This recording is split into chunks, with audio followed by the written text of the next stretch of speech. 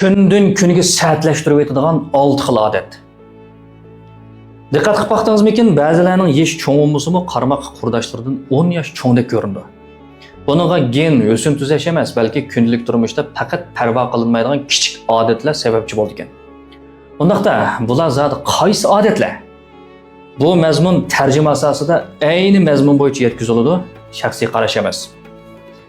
Birinchisi ham eng ziyonli bo'lgani uzoq muddat tunash va uyquga qonmaslik. Sizningcha tunusangiz ertasi ko'zingiz o'ltirishib qardab ketish oddiy ishmi? 26 yoshlik bir yigit internet shirkatida ishlaydigan bo'lib, doim yarim kecha 2-3 lar uxlaydi ekan. Yarim yil jarayonida chiroyini qo'rib besib, chiroyining nuri qolmay, ko'z qaltis o'ltirishib, xuddi 35 yosh kirib qolgandek ko'rinadigan bo'lib qoldi. Keyin u turmush tartibini tanishib, kech soat 11 dan burun uxlaydigan bo'lib, 3 oydan keyin ro'yi holati butunlay yaxshilanib, terisi suzilib, ko'zlari nurlanib ketibdi. Uyqu odam badanini asliga keltirdi. Uxlaydigan vaqtingizni boshqa ishlarga otaversangiz, terinizning o'z-o'zini asliga keltirish iqtidorini tatib olgan bilan barobar. Teri hujayralarining kechadagi yengillik surati kunduzdagining 8 yassiga to'g'ri keldi ekan. Ikkinchi, uzoq muddat boshni sangiltib telefon o'ynash. U keltirib chiqargan badan holati masalasi. Besh a'zoning joyida bo'lish bo'lmasligiga qaraganda badan holatining bir odamning tashqi qiyofatiga ko'rsatadigan ta'siri texmi cho'ng bo'ldi ekan.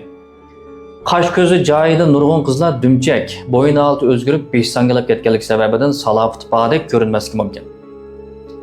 Boshni to'van selib yonfun o'ynash bo'yinga odatdagidan 5 yassa ortiq besim olib keladigan bo'lib, mushundaq ketaversa qo'sh ingak chiqib bo'yindagi qo'riqlar jiqiyib ketadi. Yaman bo'lgani odam qarmoq ruhsiz, pakar ham tushkun ko'rinadigan bo'lib qoldi ekan. Buningga qarata yon telefonni ko'zga udillabroq, egizrak ko'tarib qarash, har kuni bo'yin so'zish harakat qilish qatorliq harakatlar tavsiya qilindi ekan. 3. Oftobdan saqlanish ma'lum ishlatmaslik.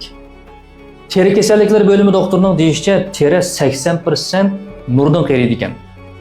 Oftobga chiqqan yoki qaqlangan ahvollarda o'ltirib binafshi nurning teriga bo'lgan ziyindan saqlanish uchun oftobda saqlanish ma'lumi surish taklifi berildi ekan. 4.